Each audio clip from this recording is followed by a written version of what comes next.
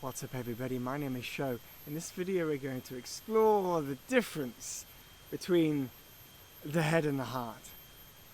I used to think that all there existed was the mind. I used to only know the mind. I used to only live from the mind.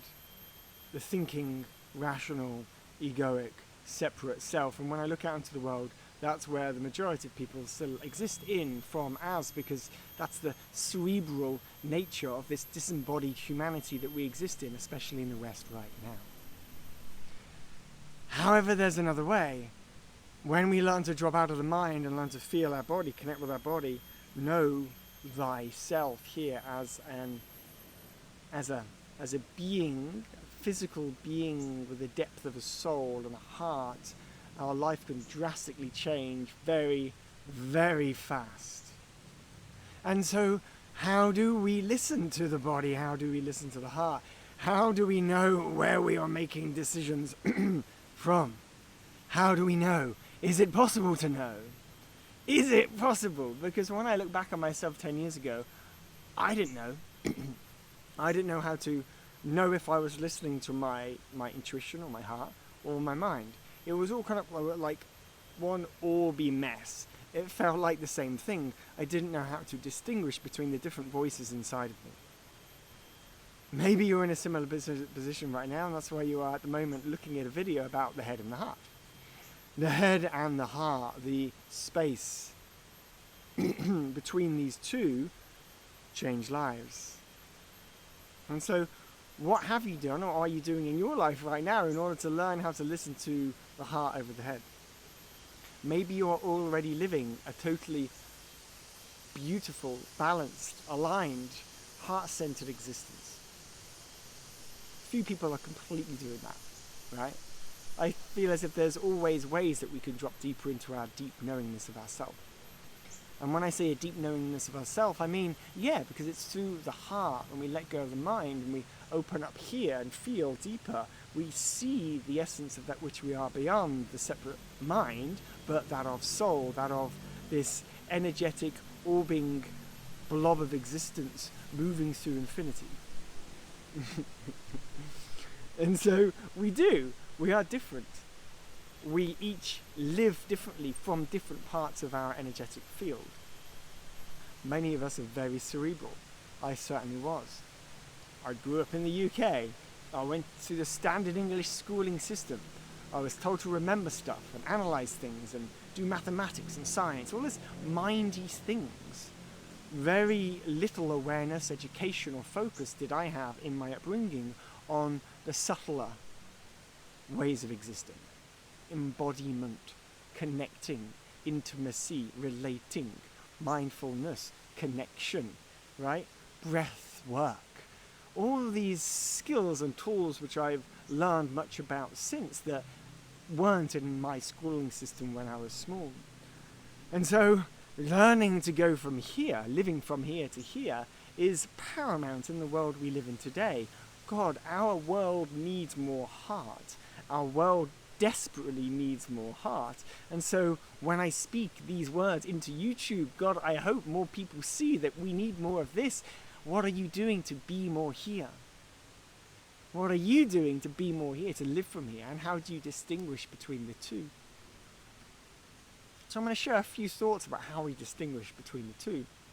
The first thing to say is that living from here means learning to slow down the overactive, yelling, thinking, constantly on mind, so that we can hear a voice which is gentler. Now that voice might still appear like sometimes it's coming from inside the mind, like the same place as our overactive mind. The voice might still be here, but it's softer and it feels gentler and it's like kinder to us. And you could say that actually it's more coming from down here, even though at the beginning it might be like, look at me, and it might happen from up here. look at me. But that's literally what the heart and how the heart speaks to us. It's subtle. It's so subtle. And if we are living in the rat race, if we're drinking coffee and alcohol and eating meat 7 times a week, we become denser and it's harder to feel stuff. Right? It's harder to feel the subtler things. And so it is still possible to feel, but it's a choice to feel them. Like, how many millions of people are on antidepressants, ADHD medicines, right? Anti-anxiety medicines, this kind of stuff, right?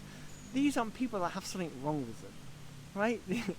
These are people that haven't learned the skills to listen to the subtle nature of themselves, and instead their mind is like, right? And I can relate to that. I've been there. I get it. And so we keep learning to drop in. We keep learning to drop into our hearts. And when I mean dropping into our hearts, we listen to the subtler voice. The subtler voice. Now, how do we listen to the subtler voice as well? Well, we become more embodied. We learn to slow down the mind, listen. And we learn to bring our attention, instead of the attention here, our energy, our consciousness, our awareness being here, our awareness in everyday moments, in everyday life is more down here. So instead of our attention being here, we choose to direct our attention into the body down here. Now, this is something that you can practice day in, day out, every day. Whenever you think about it, whenever you want to jot a note down in your calendar or your to-do list. Where is my attention right now? Oh, it's thinking about those things again. Oh my God, I'm always thinking about those things. But actually, maybe I could just drop that thought down into here and just think about my heart. Feel my heart, connect with my heart, be intimate.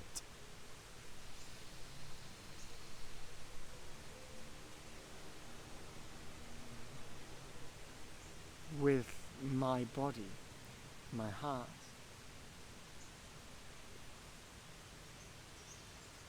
You can see, right, how quickly I can go from high energy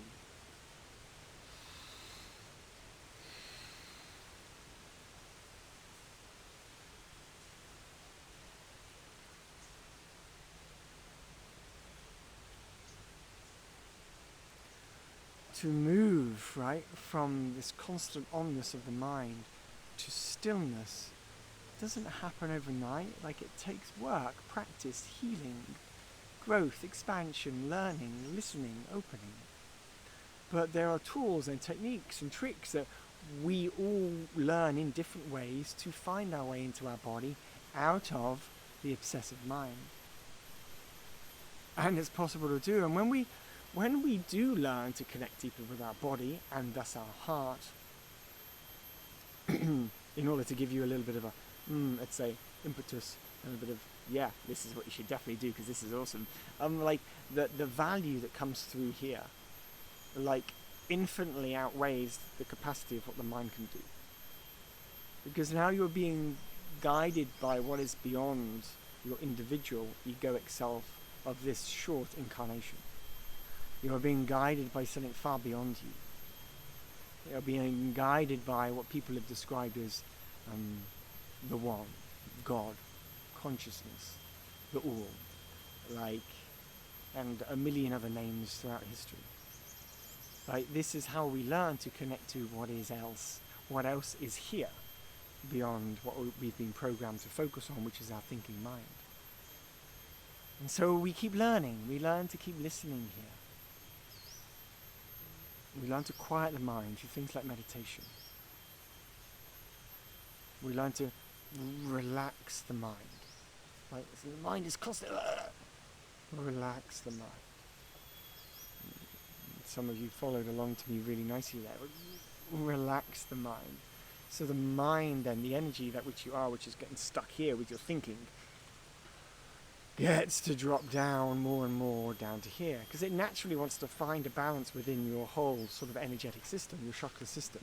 It wants to find a balance between it all, but because of the way we've all been programmed on the planet, we're like, so we're draining it away, draining it away, letting it go, letting it go. And then by just opening up, we get to listen here more, and then we get to lead from our heart. And by leading from the heart, the wisdom often doesn't make sense straight away to the mind. So this is something else you want to notice about listening to the heart, this is the mind, is that it won't always make sense, the guidance that comes through the heart, because it's beyond what the mind can know. So the wisdom that comes from the heart, which might sound like a very gentle voice, up here as well, in a similar place to your overactive mind. It might still come through. It's still coming through you in a voice that will be gentler, likely. When you listen to that, it might not make sense. It's like, why do I think like I've got to do that, or ring that person, or go there, or say that thing? Quite often, we won't know why we're doing it or that thing. We won't know, and that's okay.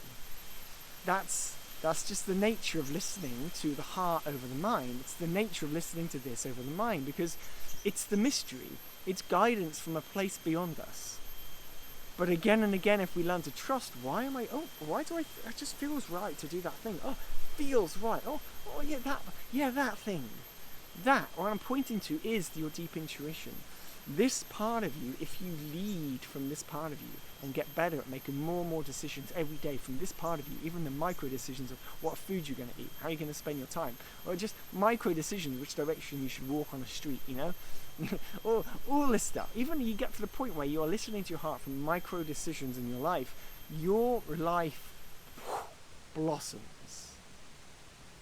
blossoms in an infinite capacity beyond that you can get right now. Because the wave of inspiration that you can be taken on, right? That wave that you can ride is and can be so fast and so quick and so powerful and so beautiful that you won't even recognize yourself in a short period of time. That's the power and the grace of what is here. Because inside of the heart chakra, the middle of the upper chakras, the lower chakras, in the middle of your being, the upper worlds, the lower worlds, in the middle of your being, is the connection deep into everything that's ever existed. Ever. It's all there. And so it knows. It knows for you what is right. For you what is the way, the Tao, the path, the awakening, the gentlest awakening journey that you are and can do in this lifetime. Isn't that wonderful? Isn't that so freaking wonderful?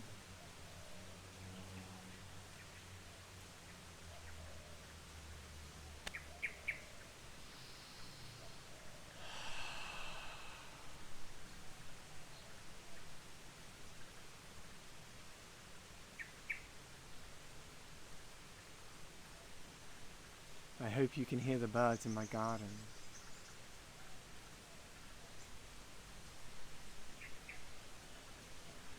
You can see butterflies and birds spiraling up there. I've seen so many snakes in this jungle garden of mine here in Bali. I have these little lizard gecko things that are always around. Eating the moths and the flies near the lights of my home.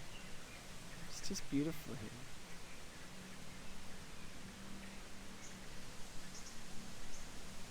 Okay. Blessings. I hope you found some value there in seeing the difference between the mind and the heart, and how to listen maybe a little bit more deeply to your heart and your intuition. And may that take you well on your journey. Blessed soul. Okay, until next time, peace.